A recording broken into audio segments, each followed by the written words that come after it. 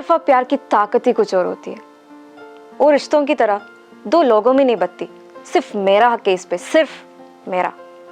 When I think of Gatsby, this dialogue in Asake's voice from Karan Johar's "A Dil Hai Mushkil" strikes hard. And if someone who tosses their wine glass towards the screen and breaks the fourth wall to say cheers, the first thing you will reminisce will be the face of DiCaprio. And the name you all remember will be of Gatsby, the Great Gatsby. You all must be wondering about this Gatsby thing. Yes, today I'm going to talk about Francis Scott Fitzgerald's magnum opus, The Great Gatsby. Welcome to another engrossing episode of Book Talk.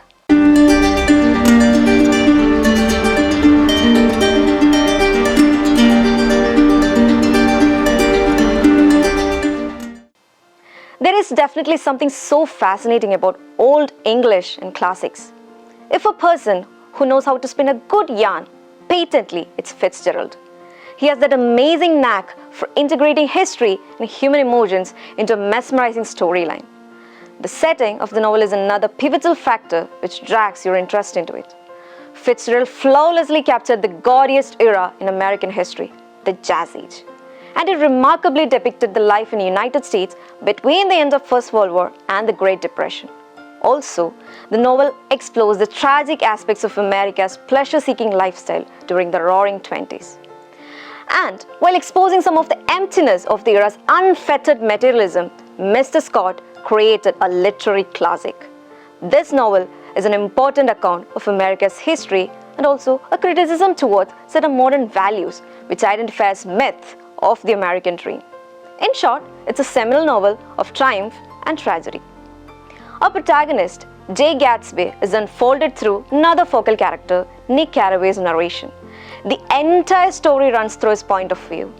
We're introduced to Gatsby as a mischievous millionaire and a spendthrift neighbor. Gatsby is known for throwing huge, extravagant parties that New York City has ever seen, and a mysterious aura shrouds his newfound wealth. For a tragic story to take place, the hero must have a hamartia, a tragic flow. In Gatsby's case, it was a golden girl whom he loved blindly, his one true love, Daisy Buchanan. They were lovers in the past, but later she got married to another guy, Tom Buchanan, an embodiment of crooked mind, cruel body with enormous power. But Gatsby still wanted the girl of his dreams back. He was utterly obsessed with his love, and this obsession holds and leads the great tale of longing and disillusion. When it comes to Daisy, she is charming and alluring to the men around her, but she is often considered callous, spoiled, and heartless. Maybe she is simply a victim of a situation and the materialistic world she lives in. Readers can interpret it in any way, it's their freedom. Through the tragic flow of Gatsby, Fitzgerald showed how the mere pursuit of wealth and material things shattered the American dream of happiness and individualism. Nick identifies Gatsby as an embodiment of the American dream. This novel cannot be completely accounted as an autobiographical piece, but if one looks closely, it's actually Fitzgerald's own life being transmogrified into Jay Gatsby. They both admired the rich and dreamt of becoming opulent, only to attain their lady love. This book is filled with such intrigue and flawed characters struggling with multitude of issues, coming to terms with one's past, mental agony, treachery, decadence, oscillating between imagination and reality, unfulfilled dream, lost love, loneliness, romance, and of course, tragedy. Fitzgerald tied all these together with a captivating plot and presented a marvelous feat. He succinctly cut from one scene to another without causing any gap in the narrative. The phrases are lyrical, poetic, and enriched in flowery language. Thanks to his complex symbolism with elegant prose, the thing he meant could easily convey to the readers.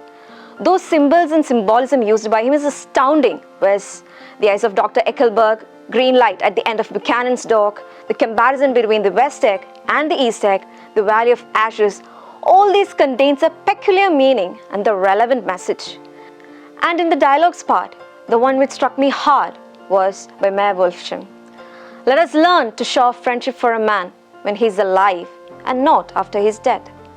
Through this, Fitzgerald showed the need to express our feelings truly and lively, and definitely not after one's death. but this too was ironic in the novel. This book was a natural success.